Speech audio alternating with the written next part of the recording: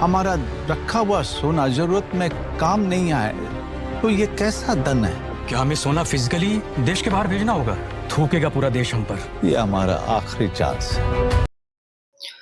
जब पूरा देश आर्थिक बर्बादी के किनारे पर खड़ा हो, जब सरकारी खजाना लगभग खाली हो जाए और जब दुनिया को लगने लगे कि अब भारत नहीं बच पाएगा, तब एक आदमी सामने आता है। लेकिन सवाल यह है कि क्या गवर्नर सिर्फ एक फिल्म है या भारत के सबसे बड़े अनसुने हीरो की कहानी?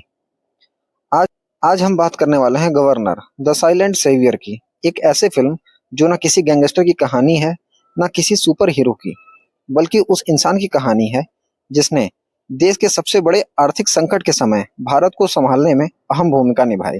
और यकीन मानिए, फिल्म शुरू होते ही आपको समझ आ जाता है कि यहाँ लड़ाई बंदूक या तलवार की नहीं, बल्कि फैसलों और हिम्मत की है। फिल्म हमें 1990-91 के उस दौर में ले जाती है जब भारत बेहद गंभीर आर्थिक संकट से गुजर रहा था।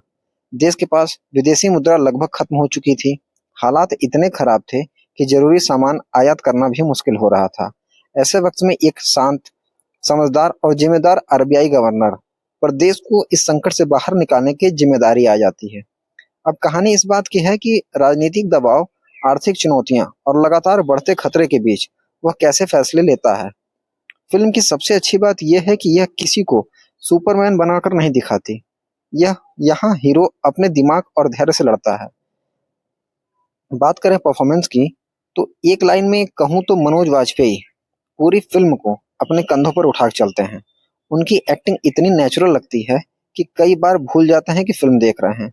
उनके चेहरे के एक्सप्रेशंस, उनकी आंखों की बेचैनी और दबाव के बीच शांत रहने की कोशिश, सब कुछ शानदार है। सपोर्टिंग कास्ट भी अच्छा काम करती है, लेकिन स्पॉटलाइट पूरी तरह मनोज वाजपेयी पर रहती है। डायरेक्टर ने कहानी को काफी रियलिस्टिक बनाने की कोशिश की है। फिल्म में बेवजह ड्रामा या लाउड सीन्स नहीं है। यही इसकी ताकत भी है और कमजोरी भी, क्योंकि जो लोग फास्ट पेस्ड एंटरटेनमेंट देखने आएंगे उन्हें कुछ हिस्से थोड़े स्लो लग सकते हैं। लेकिन अगर आपको पॉलिटिकल थ्रिलर्स और रियल लाइफ इंस्पायर्ड स्टोरीज पसंद हैं तो आप काफी इन्वेस्टेड रहेंगे। बात करें म्यूजिक और बैकग्राउंड स्कोर की, तो ये कोई टिपिकल बॉलीवुड म्यूजिकल फिल्म नहीं है। गाने कम हैं और ऑनेस्टली उनकी जरूरत भी नहीं थी। बैकग्राउंड स्कोर कई सीन्स में टेंशन को बढ़ाने का काम करता है। जब देश संकट में होता है तब म्यूजिक भी उसी बेचैनी को महसूस कराता है। गवर्नर उन फिल्मों में से नहीं है जो आपको सीट से उछाल दे, लेकिन ये उन फिल्मों में से जरूर है जो आपको सोचने पर मजबूर कर देती हैं।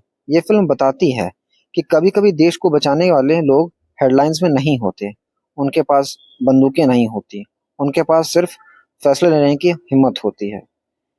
फिल्म रिव्यू की तरफ से 3.5 आउट ऑफ 5 स्टार्स। अगर आपने मूवी देख ली है तो कमेंट्स में जरूर बताइए। मिलते हैं नेक्स्ट रिव्यू के साथ। Thank you.